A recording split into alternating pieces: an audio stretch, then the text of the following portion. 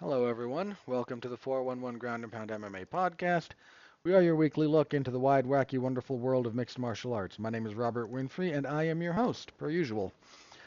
Let's see what we got today. Well, we're going to review the last UFC event of the ESPN era, the last UFC event of 2025, UFC on ESPN 73. It was an event. You know what? There were some good finishes, and oh, I was so close. I was so close. I mm, I changed my mind on two picks. One wound up not mattering, but the other, mm, again, ugh. We'll talk about it when we get there. Uh, I didn't get any wrong. So close. That one draw, it haunts me. All right. So we'll review that card. We'll talk about some news. Let me just let me apologize up front if this episode's a little bit off. It's been a day, guys. Um,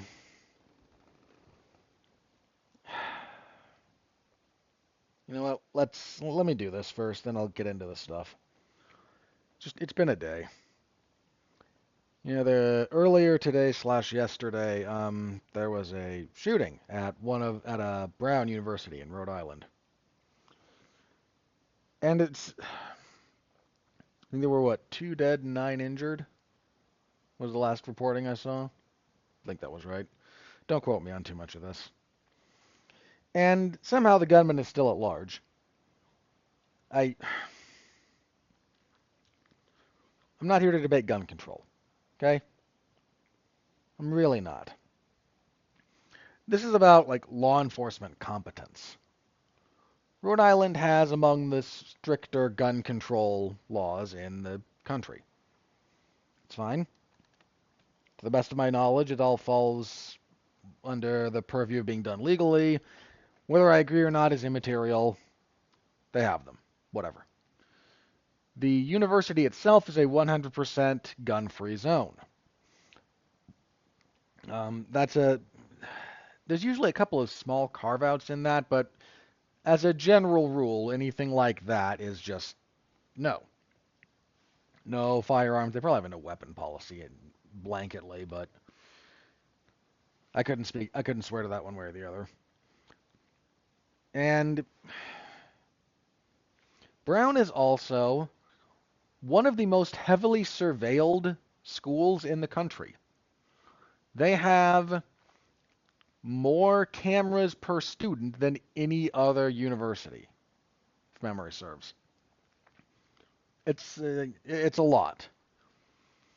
And somehow those idiots have no clue about who took a handgun, fairly bog standard pistol apparently, and just shot a bunch of people. No clue. Zero clue. Ugh, which bothers me on a lot of levels. Then, over in Australia, a couple of psychos shot up Bondi Beach. They were allowed to fire for 20 minutes. With a police station, like, what, 5 minute, if you're running, you can do it in probably, like, according to the maps, again, I've never been there, but map-wise, like, there's a police station that might even have had just line of sight of where they were shooting from. And nothing. 20 minutes. You had officers on scene doing nothing. You had an entire police station a stone's throw away, And 20 minutes. Are the Australian police just like the cops from Demolition Man? We're police officers. We're not trained to handle violence. It's what are we doing? So there's that. France apparently, Paris in particular, just canceled their Christmas and New Year's public celebrations for fear of some kind of large-scale terrorist attack. And then, sort of to top it all off, not related to any of the previous discussions, but American filmmaker and actor Rob Reiner and his wife were killed in their home. They were stabbed to death. Early reporting and indicators seem to be that it was their son who did it. He's had some like addiction and mental health issues, and it was that their daughter that found their bodies. And God, that's just tragic, heartbreaking on so many levels.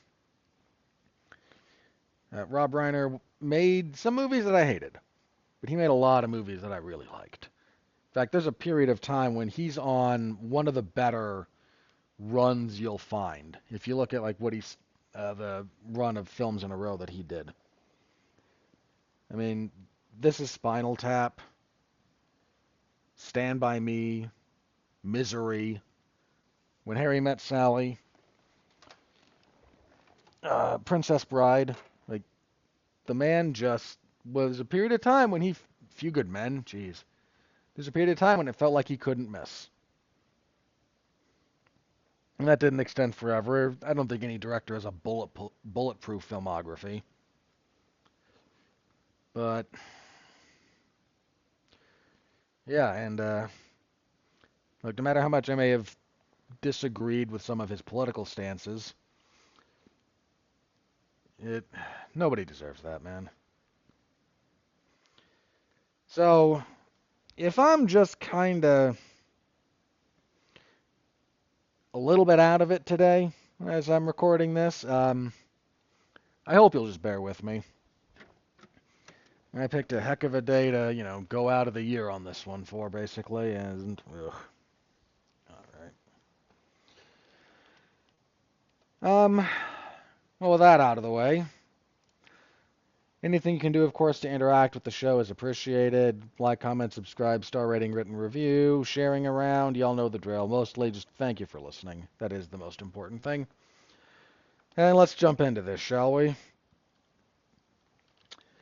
So, UFC on ESPN 73. They were back in the warehouse, and it's staring at me. It's mocking me. 11-0-1. So, a couple of things.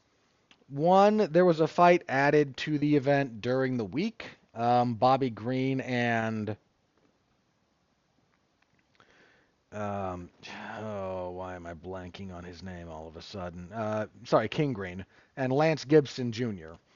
Lance Gibson Jr. and Lance Gibson Sr. One of only I think 3 father-son duos that have competed in the UFC. I think they were the third. So that came together last minute. I went with Green. I did swap my pick from Buchecha to Nzechukwu, which wound up not mattering. I changed from Bleda to Horth. The more we got close to that, the more I just went, you're not going to pick someone on that big a layoff. So there was that. We also lost one of the fights. We almost lost 2 of them, apparently. So we lost Robertson and Lemos. Didn't happen. Then there was some reporting around the news that broke, that one was off, that we were also going to lose Magny and Amasov. That didn't happen, thankfully. It did get moved around in the bout order, which is rare for them to do. It's something might get bumped up if, where things get bumped up and down in a card is usually a function of what gets knocked out ahead of them. It's rare that they'll take a fight from one spot on the card and then put it ahead of another fight from where it had been previously set, especially fight night.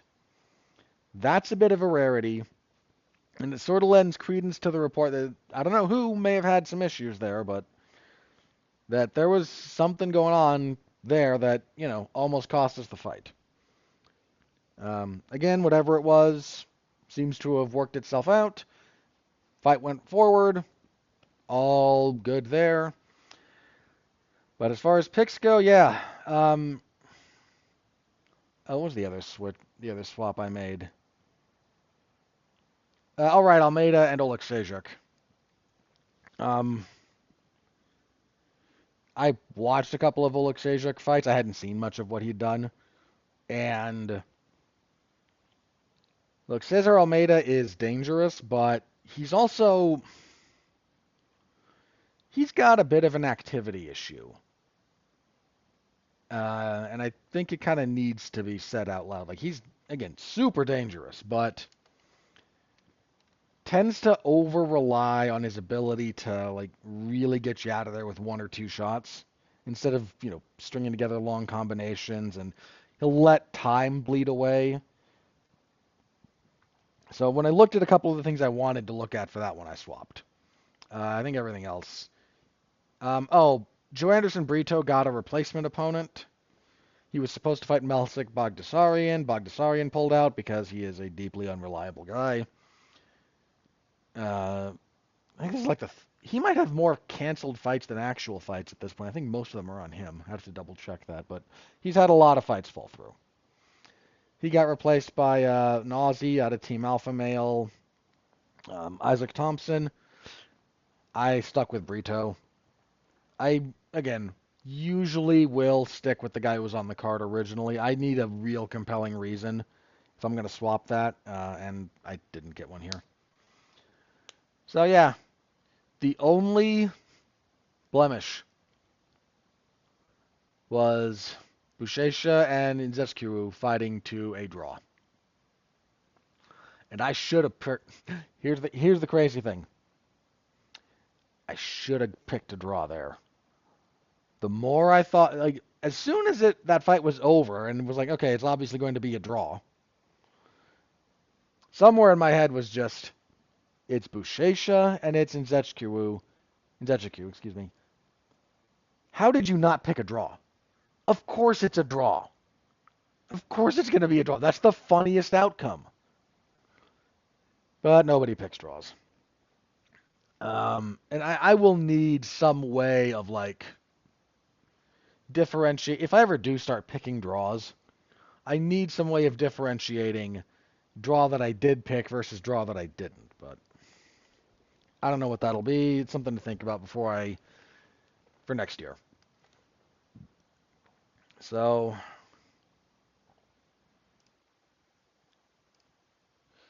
yeah, that's where the predictions went. And it seems appropriate that at the end of the year I got that close. And that's where it fell apart. Yeah. But we do also have the final tally for the year, because I only keep track of my UFC predictions. So, final tally is 388, 125, 4, and 3 no contests. That's a pretty decent ratio there. Let me check the math on that. I should have done this earlier, but I didn't. Okay. Yeah, it's 3.1 to 1, give or take. I'm kind of good with that. That's an improvement over last year. Last year we were 2.4. Yeah, 2.4 to 1 last year. So we got better. We definitely got better. Yeah, so I will have to... No red. There's no red there. That feels pretty good. Not going to lie. Last year I had 2 events that I went negative on. Big deal here. No negative events. So that was my big goal this year. Was really, I wanted to not go into the red on any of the individual events. So I didn't, and I'm happy about that. Goal for next year is probably going to be 400. I want 400 correct predictions. Now that's kind of a decent ask. We're going to get 40, what, 42 or 43 events, I forget which, one of those two numbers. And that means I need 10 correct predictions. I need to average 10 correct predictions a card. So that's kind of a big ask. So we'll see how that goes, but I think that's going to be the goal. I think that'll be the goal. All right. As for the fights themselves, that's enough patting myself on the back. Um, let's see. So main event, Manel Kopp defeated Brandon Royval via knockout, punches, 318 to the first. Fairly slow round. Both guys did a lot of probing. Kopp clearly looking to counter and explode. He did a lot of pressuring of Royval. Finally landed a couple of right hands to back him towards the fence. Landed a good one to drop him. A few more on the ground. Royval kind of recovered, but there was definitely a flash knockout there. He was out for a second. Yeah, good stuff from Kopp. He said he wants the next title shot. Had a bit of an awkward call out. I appreciated the passion that he got through in his promo. There was a lot of it that I appreciated, and maybe it's because I'm very sympathetic for whatever reason to people trying to get across a point in not their native language. English is not Manel Kopp's first language. And I got what he was trying to say when he told Joshua Van, I'm the real champion. I'm coming for it. I'm your daddy. I should have already been champ. But it got weird when he tried to continue the metaphor of I'm your daddy with, I'm gonna come and I'm gonna take your diapers. Something got kind of lost in translation there. I understand. But, apart from that weird little bit of wordplay, I thought he'd made a good case. Flyweight's got some interesting options because, look, Tyra took no damage when he fought Moreno. Van took no damage fighting Pantoja because of how that ended. And Kopp didn't take any real damage here. I mean, Kopp said, I'll fight you in February in Houston to Van. You say you're from, you're the Houston boy. My first UFC fight was in Houston. I'll fight you there. He's making a case. If there's a knock on Manel Kopp, if you're looking at the options of who's going to get the next title shot, there's really only one thing against him. He's had a lot of fights fall through. Now, not all of those were his fault, but some of them were. That said, I think he's had more fights fall through than actually go through in the UFC. So let me double check that. I want to be sure. But I feel like that's true. Okay, so he has his UFC debut is supposed to take place in August of 2020. Signs with the promotion. Has 2 fights fall apart before he finally fights Pantoja. Then he has ultimately 4 fights go off without a hitch. Then he has 2 fights fall out, so we're 4-4. Has a fight with David Dvorak. Has 3 fights fall out. So we're now at 2, 4, 7, and 5 real fights, 7 fights fall out. 3 more fights fall out, so that's 10. Has a fight. Has 2 more fights fall out. Has 2 fights. Has a fight fall out. Has a fight. Has a fight fall out. Has a fight. So I think technically he's had more fights canceled than fights in the UFC, but it's close. Let me make sure. 1, 2, 3, 4, 5. 1, 2, 3, 4. There we go. 5, 6, 7. I may have miscounted there. 8, 9, 10, 11. He's had 11 fights fall out, and he's had 10 UFC fights. So yeah, He's had more fights fall out than he's had fights go through. If there is, again, kind of a knock on his title aspirations right now, that's it. That said, it's a relatively small knock, and he is, I think, pretty clearly the number one contender. I like Tyra. I respect what he did. His stoppage over Moreno was not as definitive as what Kopp just did to Royval. Royval has a win over Tyra. And if you need something else, um, Tyra is only like 26. Now, Kopp's only 32. He's not an old man. But you got time with Tyra. Like, you don't need to rush him. If he takes another fight and takes another, little bit of time before getting there, I don't think that's necessarily bad for him or for his career. So I'd go with Kopp personally, especially since they announced they're making Kyoji Horiguchi fight somebody else. More on that later. Um, but you've got options for sure at flyweight, and my preference might be Kopp given what he just did. Plus, I mean, I don't think Joshua Van can be in a bad fight. But the way he fights also plays into what Kopp likes to do in ways that I think match up very, very well.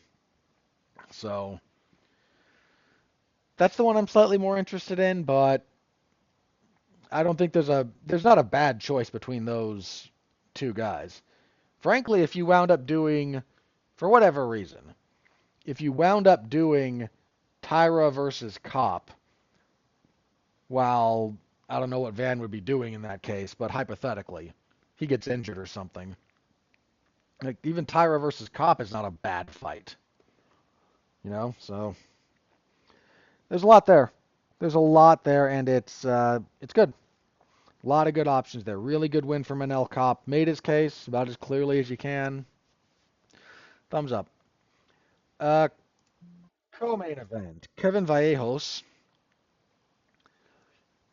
or Vallejos, I think is how he prefers because he's Argentinian, so there's a little bit more of the sh there.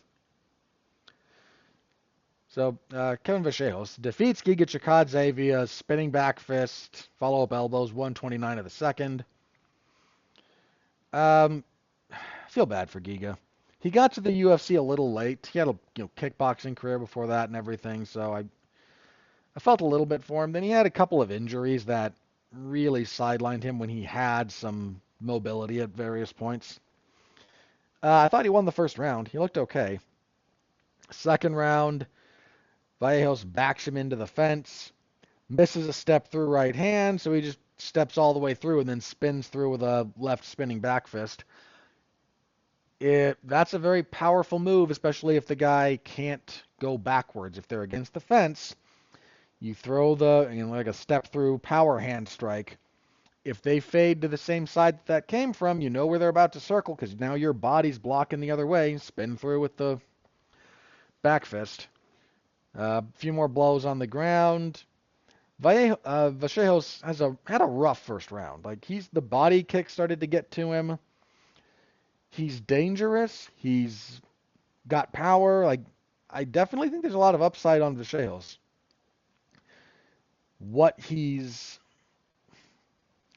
That said, so a lot of upside. I'm glad he hasn't been rushed. This was against the number 15 guy. I don't need to see him fighting top 5 guys next. I don't think he's ready for that. Still give him some time to develop, but there's definitely something there. Middleweight, Cezary Oleksiejczuk defeats Cesar Almeida via unanimous decision, 30-27 across the boards. Almeida just a little bit too selective with his striking. Couldn't find a lot at any time he really committed. Oleksiejczuk got him down. Some good wall walking out of Almeida. I need to give him credit for that. Like when he gets to the fence, he's able to get up fairly consistently. They had a few fun sweeps back and forth, like nothing major, but decently paced. If you were expecting Oleksiejczuk to come in and like be the kind of banger that he was on the regional scene, this was the wrong guy to try and do that with. Credit to him for knowing that. I think you'll get a better sense of what is maybe more expected from him in his next fight, because trying to box with Cesar Almeida was just, that's not a very great idea unless you're a really good boxer. And Oleksiejczuk is an okay boxer for MMA. Featherweight next. Melquiades Acosta defeated Morgan Chartier via knockout head kick, 114 of the first. You know, Costa, he's going to wind up somewhere on my breakout star this year, which is weird because I don't know that he actually broke out. But he went 4-0 in 2025 with, I think, 2 or 3 of them being stoppages. And he punctuated that with a brutal knockout that didn't get a bonus because, who knows, should have. Just stiffened up Chartier with a head kick. Good stuff from Costa. Costa's the real deal at featherweight. It took him a little bit to get his footing, but once he found it, man, once he got into his groove, he is rolling. He is absolutely rolling. Heavyweights after that, again, Kennedy Nzechukwu and Marcus Buchecha Almeida fought to a unanimous draw, 28-28 across the boards. First round to Nzechukwu because Buchecha, man, if you watched Buchecha in jiu-jitsu competition, and I haven't seen everything, but I've seen a couple, and you then told me when if you would not believe it's the same guy who is struggling so badly, even just in the jiu-jitsu, with mediocre UFC heavyweights. He probably could have got a finish in the second round if he'd really committed. Okay, there's 2 ways he could have got a win here.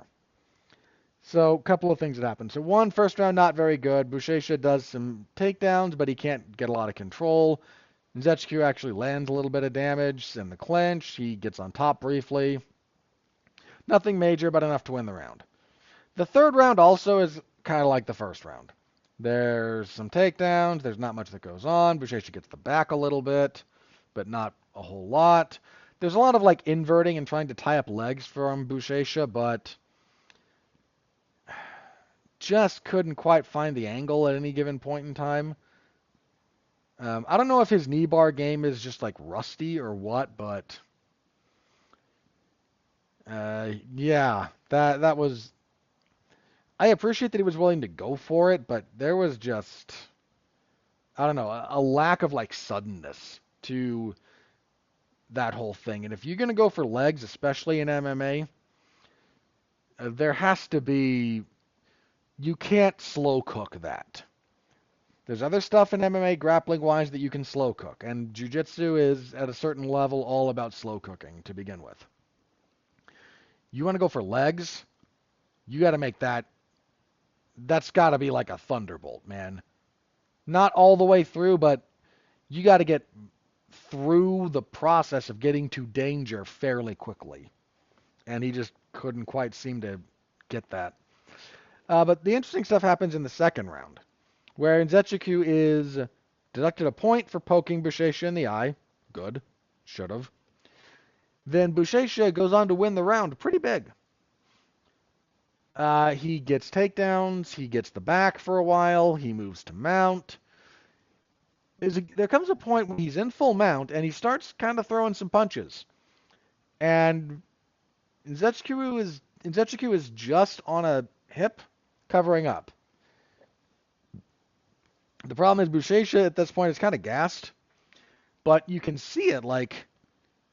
If you really put some steam onto this, big old flurry of punches, start throwing 12-6 elbows because they're legal.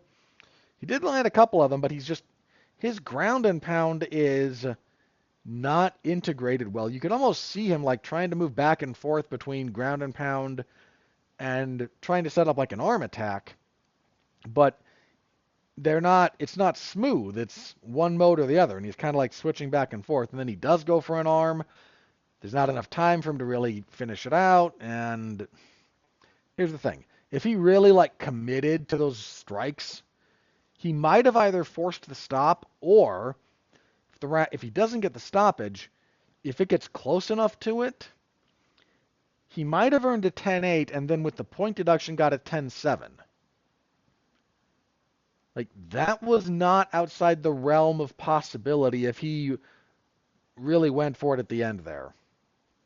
And he didn't, and dude, Buchecha has been kind of a bust. I know it's only been 2 fights, but he's been kind of a bust in the UFC, and Kennedy is just a run-of-the-mill heavyweight. Kicking off the main card, King Green beat Lance Gibson Jr. via split decision. I didn't get this being split. I definitely got Gibson getting the second, but I don't know how quite you get to him winning the first. Fairly typical King Green stuff. Yeah, nothing more to say there. On the prelims, Yaroslav Amosov Anaconda choked Neil Magny 3:14 of the first. That made me happy. Watching Neil Magny lose usually does. Yeah, pretty good stuff from Amosov here. You know, did enough of the boxing, didn't get sucked into fighting Neil Magny at Magny's range. Got a takedown, got on top. Neil Magny does what he usually does from half guard, which is use his long arms to like get bicep control or fight for wrist control and try to stall you out. Re-guarded briefly, but Amosov passed. Amosov then threatened an arm triangle a couple of times, got wrist control. Magny tried to get onto a hip, and Amosov wrapped the head from top position, which is not unheard of. It's rare you see someone commit as much as he did. He must have got a real good bite on that choke. Because his left arm, again, he wraps that with his left arm. That goes all the way through, grabs the anaconda, rolls for it. Then he actually has a nice little addition to how he finishes that. He will use one of his legs, in this case I think it was his right leg, and he will like hook behind the elbow of the arm that's caught in the choke and use his legs to then further leverage that down and compress the shoulder into the neck. And Magny just didn't have an answer. Had to tap. Nice to see Amosov in the UFC. He's been real good for a while. I don't know how far he's going to get. There's some miles on that man. To say nothing of, he spent time serving in the Ukrainian army after Russia invaded. But I do think he's an interesting addition, and he's not a guy that you should be slow playing either. Like, Magny was a solid first outing, I think. Neil Magny is definitely an acid test for a lot of guys. If you pass that test with flying colors, like, we don't need to wait around here. Magny's not that washed. Featherweight next, Joe Anderson Brito defeated Isaac Thompson via unanimous decision, 29-28. I was 30-27 Brito, but the first was close enough, I guess. Decent little scrap here, nothing major. At heavyweight, Steve Asplin defeated Sean Shardoff via TKO punches, 3:49 of the second. This was your fight of the night because Dana White has a serious hard-on for crappy heavyweights doing drunken bar fights. I will never forget my opinion of my ability to like discern Dana White's taste in these kind of things was pretty easily established during a season of The Ultimate Fighter. This was, I think it was the one with Matt Mitrione. Was that 10? It was heavyweights. And I vividly remember this because I was watching the show at the time. And there's this crappy heavyweight fight. One of the weight classes they were doing was heavyweight. So this might not have been 10 because I think 10 was only heavyweights. I'm going to have to look this up. Hang on.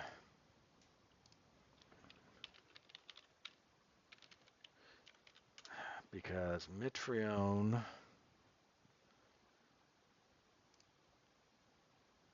Yeah, he was on 10. Let me see if that was the right one.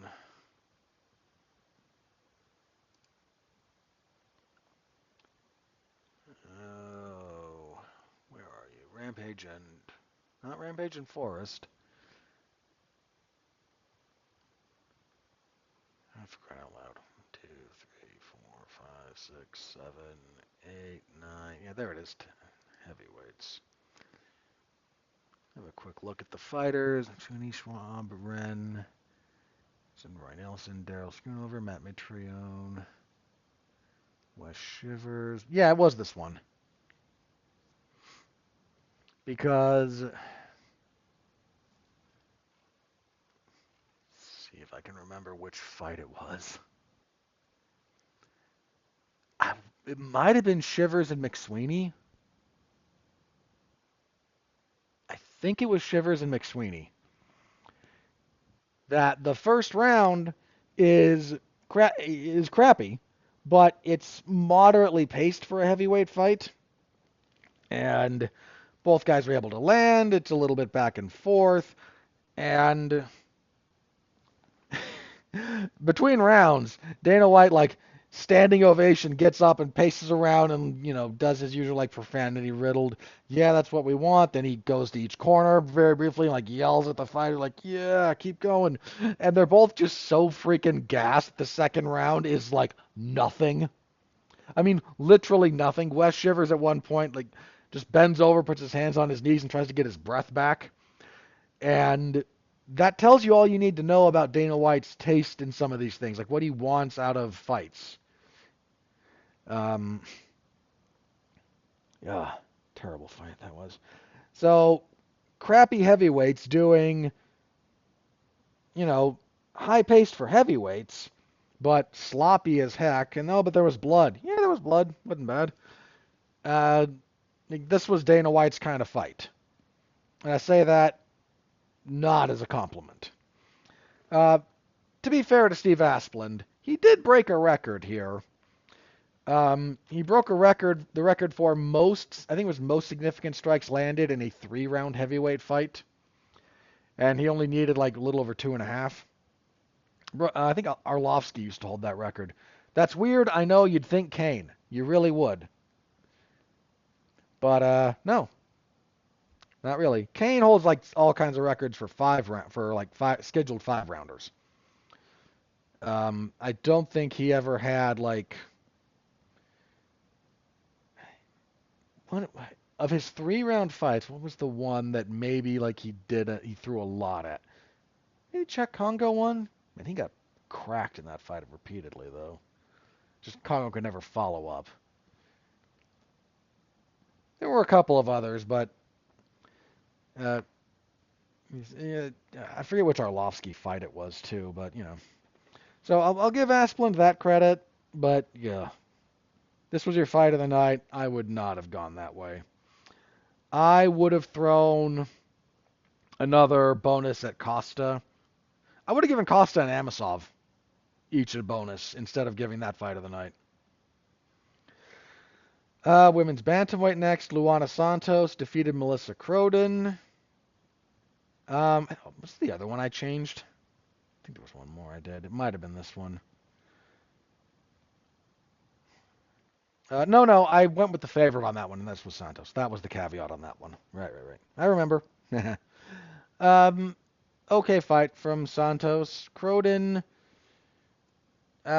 did okay at distance, but anytime they tied up, Santos was able to do okay work. Spent a lot of time in Kesagatami in the 3rd round. Didn't go for a few of the things that maybe could have finished the fight from there, which was a little surprising. I don't need you to always hit it, but her decision not to even try to go for like the scarf hold armbar or something similar to that was a little surprising. Heavyweights, because there were 3 heavyweight fights on this card for whatever reason. Guilherme Pat defeated Alan Fry via unanimous decision, 30-27 across the boards. Nothing of note here. This looked like a fight between 2 guys who barely have double-digit fights between them at heavyweight. Don't know what else to tell you. Kicking everything off, Jamie Lynn Horth defeated Teresa Bleda via TKO punches, 205 of the first. Bleda just looked rusty, long layoff, and Horth was able to settle and start landing punches pretty quickly. And Bleda reacted badly to that, so that'll happen. Your bonuses, I already mentioned fight of the night went to Asplund and Sharaf, which is a very Dana White call. Performances went to Manel Kopp and Kevin Vachejos. No issues with those two guys getting bonuses. Just personally, I would have thrown one also to Amosov and Costa instead of giving a fight of the night to crappy heavyweights. But the UFC is desperately trying to incentivize heavyweight talent recruitment, so, they'll try to throw around small. The UFC bonuses are just pittance at this point. A genuine pittance relative to what they make. So that was it. That was the last event of the year. Last event for ESPN. Yeah. Not a bad event. Got some good finishes. There were some duds. Can't pretend otherwise.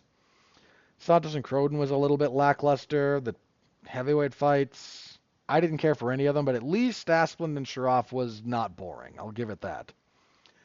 I might have been less than enthused by it, but it did not lack for action. The others, you can't quite say the same thing.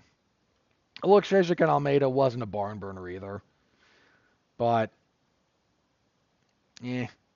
And King Green and Lance Gibson was not exactly memorable. Like, at a certain point, if you've seen a King Green fight, unless there's a notable finish, they all kind of do look a little similar.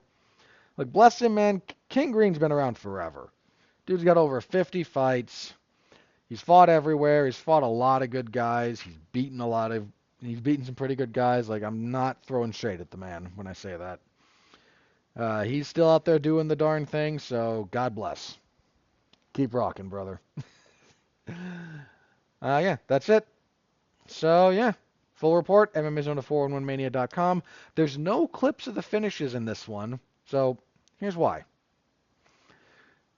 In an effort to be fair to all parties, I only embed media at this point from official sources. So that's the UFC X account, or I usually use the ESPN MMA account because they generally would show better clips than the official UFC account.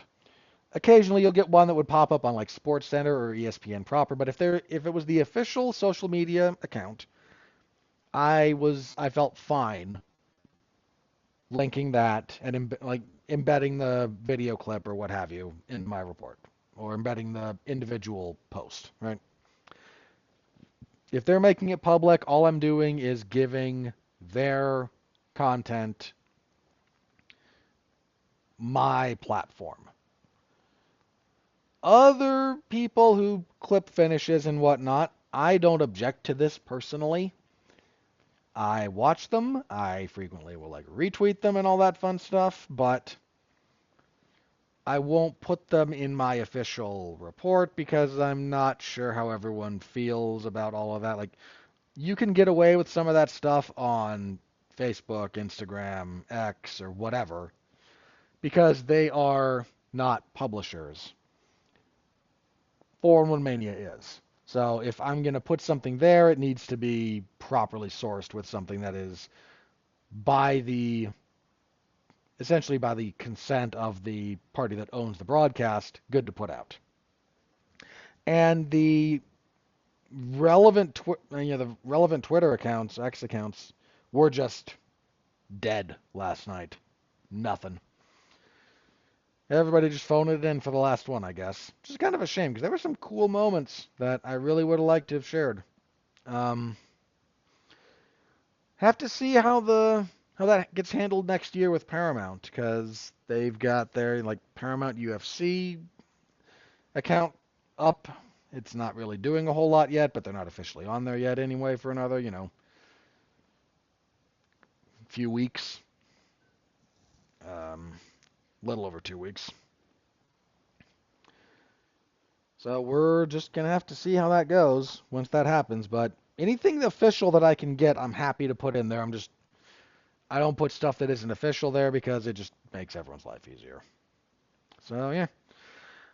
That's why there's none there in this one, and I normally try to get them there, but if no one's putting that out officially, then I don't feel like exposing either the website or myself or anyone else to the headache of the vagaries of the legal system as it surrounds some of this stuff, because, yeah, it is what it is. All right.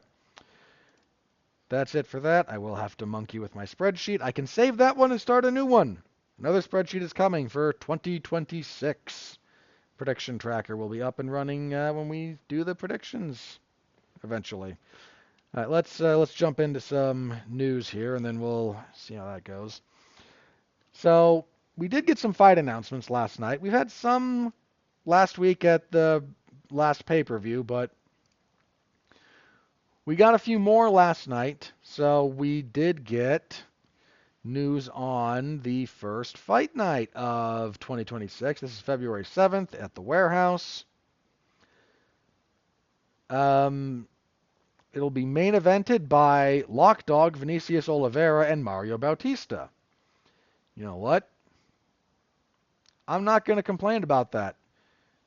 I'd rather Lockdog get fight guys who won't make the fight somewhat uninteresting.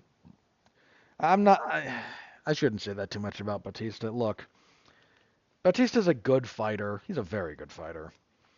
I'm still a little salty about the Aldo fight, just being honest. He's normally a fairly active fighter. I think he and Lockdog will make for a good fight.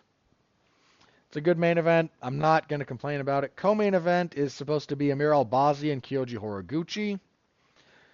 Little surprised at that one. I kind of thought we might have something bigger for Horiguchi, if I'm being honest. Look, Albazi I think he's still ranked. But I don't know what to think about Albazi at this point. So he gets a nice triangle choke in his UFC debut up at bantamweight, goes back to flyweight, and rattles off some wins. Chelga Zhumagulov, Francisco Figueiredo, Alessandro Costa, good wins. Then he misses a chunk of time, not a huge chunk, but 6-7 months, and gets a split decision over Kai Kara-France that was a little dubious. That's June of 23. He doesn't fight again until November of 24 when he loses a very wide decision to Brandon Moreno. And that's November of last year. He's going to be out over a year again. And he's coming back fighting Horiguchi. I don't like his chances, man. He's got the goods. He really does. Also on that card, what else do we have announced for that card? Uran Satabaldiev and Julius Walker, don't care. Mikhail Alexejczyk and Marc-Andre Barrio, don't really care. That'll probably be fine, but I don't care. Ryan Spann and Rizvan Kuniev, I really don't care. Farid Basharat and John Matsumoto, that's not bad. And then Wang Tong and Eduardo Mora, don't. The bloom is off the rose of Wang Tong, so don't really care. More fights will be announced for that before it comes out, because there's no way they're rocking with only that. What else got announced? They did, I think, the full card. Yeah, we know the full card. We don't know the full bout order, but we know the full card for UFC 325. Volkan Lopez at top. Hate that fight. Been over it. There's going to be like 14 fights on that card. Hooker and Benoit Saint-Denis. I don't love that for Hooker. Quick turnaround after losing pretty definitively. Sergey Spivak and Ante Dalia. Whatever. Fiziev and Mauricio Hufi is odd matchmaking. Hufi should not move up in the rankings after taking should not fight up in the rankings even further after taking a loss, and he is. That's weird. Don't care about Konofli and Yijia. Tai Tuivasa back in action. Will fight Taliesin Teixeira. That fight will probably suck, but Tai should get a win there. Junior Tafa and Belial Akana, who could possibly care. Oban Elliott's fighting. That's usually fun. Quillen Salkild and Rong Zhu. Salkild's going to kill a guy. And then, Jacob Malkoun and Torres Finney. That fight that could really suck. Then we have the four. I haven't mentioned everything here. I'm just kind of doing some highlights. Then, 4 Road to UFC finals. Songwook Kim taking on Dom Marfan. I'll look these guys up on Tapology. Kenichiro Nakamura and Sebastian Sazale. I'll double check that. I don't know where he's from. Sulong Rongbo and Lawrence Liu. Then Aaron Tao and Namsari Batbayar. So I'll do what I can for previews of that when that comes around, but we do know that full card. They, once again, better kind of hope nothing happens to Volkan Lopez. They don't even have a legitimate replacement for either of those guys on the card. There's not another, ranked featherweight fight. So they better have a backup in place. I don't expect something to happen to it, and they're not charging money for this anymore, so some of that carries not nearly the same weight. Well, they're not charging it here in the States. If you're in Canada, you still have to pay for this. And in other markets, I feel bad for you guys. Let's see, what else do we get? Sean Strickland will fight Fluffy Hernandez in Houston at February 21st.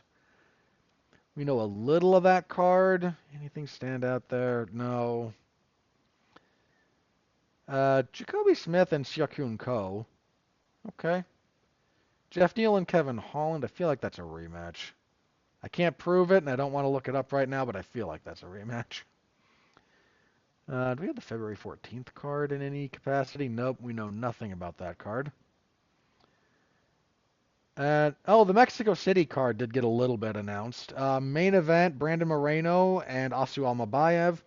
They are trying to rehab Moreno hard.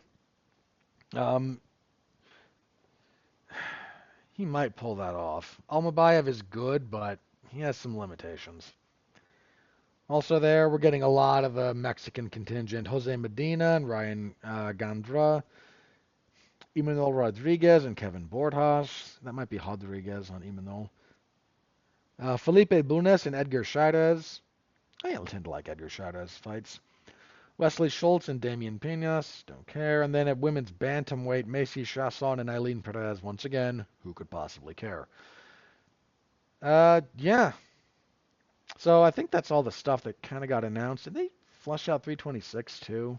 No, we still just have Oliveira and Holloway listed for that. So that's all for that. But those are the fights that got announced. We'll see how many of those hold up, because I'm not going to be back here next week. Again, unless some major news breaks, and I don't think it will. But we'll see. All right, last bit of news that I had. I just wanted to touch on this. So the state of the UFC champions is not great. Couple of things.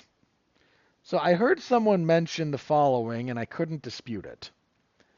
Someone mentioned that the women's MMA fight of the year from the UFC was probably Alexa Grasso versus Natalia Silva. And I thought about that, and I went, I can't formulate a meaningful argument against you.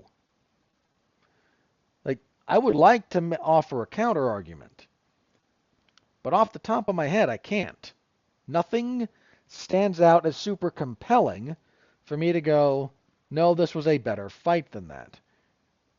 I would argue that Kayla Harrison winning the belt was a bigger moment, like orders of magnitude bigger. But that wasn't a better fight. It was less competitive. Kayla just kind of steamrolled Pena, which, hey, I'm all for, but women's MMA is not in a good spot, man. It needs to be said out loud. The women's strawweight title fights were not especially great. The women's flyweight title fights were not especially great. There wasn't a lot in women's MMA at any point this year that was really good. What stands out? Can you present a counter argument compellingly that to a fight other than Grasso and Silva being the women's fight of the year? I can't. And that has been sticking in my head. That's not good. It's really not good. On the champion side of things, Ilya Topuria making noise a little bit that he wants to move on to boxing. Add to that, you got Tom Aspinall. We don't know what's up with him.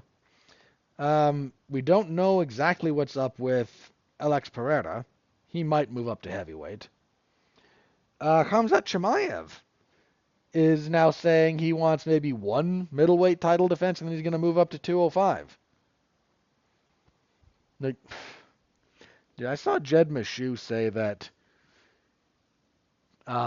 successful title fights are the currency of greatness in MMA because they're so rare. Scarcity determines value. Lots of title fight wins, especially title defenses, are the currency of greatness because they're so rare. Now, you could maybe get around that if you have a lot of if you have a lot of wins in title fights, even if they're not all consecutive. This is kind of the Randy Couture argument. Randy never had like a big long reign in any of his title runs, but the man was a 3-time heavyweight champion and a 2-time light heavyweight champion. And he defended each of those belts at least. He defended the light heavyweight belt.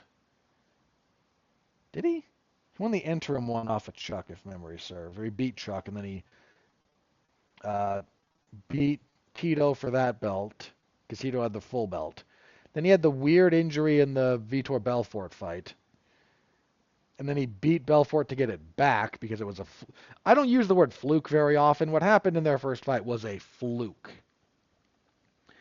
But then after that, he fought Chuck and lost it. So I don't know that you'd ever say he successfully defended the light heavyweight belt, but he regained it. And then he did defend the heavyweight belt against Gabriel Gonzaga after he like retired, came back, beat Sylvia for it, and then beat Gonzaga. Like, Randy never had like a big long singular run with a lot of title defenses, but he had a lot of success in title fights across a long period of time. That's sort of the currency that he collected. And now we've got a bunch of guys in MMA who aren't interested in that for a number of reasons, some of which makes sense. Chimaev doesn't make sense to me. I don't know if he just doesn't want to cut weight. I don't know if he just thinks, yay, another belt. I don't know. Topuria makes sense because the path for MMA, for making real money in MMA, hasn't changed a whole lot. And at this point, it is get moderately famous in MMA, and then find the highest profile, best paying boxing gig you can take if you can get out of your UFC contract. That's really it. That hasn't changed. UFC's done a bang-up job of saying this isn't a career, it's an opportunity. It's an opportunity to try and move yourself into another sport where you can actually make more legitimate money. The injury load relative to training and whatnot in MMA is much higher than boxing, and the money's worse. It's not super complicated, guys, but one of your bigger stars in Topuria now just openly saying, I don't really want to do this long term, should not be something that we ignore. Like, he's not the first. He's not going to be the last. Part of me doesn't wonder if sort of the renewed push internally from TKO or the UFC to get TKO boxing or whatever they wind up calling it off the ground was they just keep wanting to go into boxing so we can say they're moving into boxing and we can still pay them the same thing that we pay them in MMA. There's a number of guys who might make that move anyway, just again, because the injury load and the training is not as grueling. I'm not saying boxing training is easy, please. Far from it. But the injury load over the course of a career in boxing is not nearly as substantial as a career in MMA. There's boatloads of empirical data on that. Once again, doesn't mean boxing training is easy. It just means MMA training is, even amongst professional sporting ventures, extremely taxing and grueling on the body. But yeah, that's the state of some champions going into the new year. Nobody wants to be here anymore. So yeah, we'll keep an eye on that. Um, so let me close before I get into the last thing and do plugs. Let me do the update here. So as mentioned, the next UFC event is not until the 24th of January of next year. Now that would be, which means the next, if I keep to that schedule, the next episode of this show will not be until January 18th. And I'm not sure. I'm either going to come back the 11th or the 18th. I'm not entirely sure right now. I know I said I'd have some of this figured out, but there's a couple of like real world real personal life stuff that is moderately potentially complicating this. So I'm keeping myself a little flexible.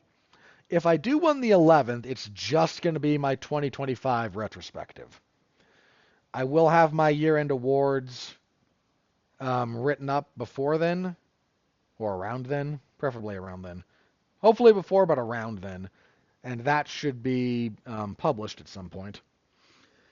So I might do that. I might just do my year-end review on the 11th, and then on the 18th, just do the preview, and then, of course, whatever news. But if life intervenes, I might just have to do my predictions for 324 and then do the year-end review stuff on the same show on the 18th. It's going to be one of those two.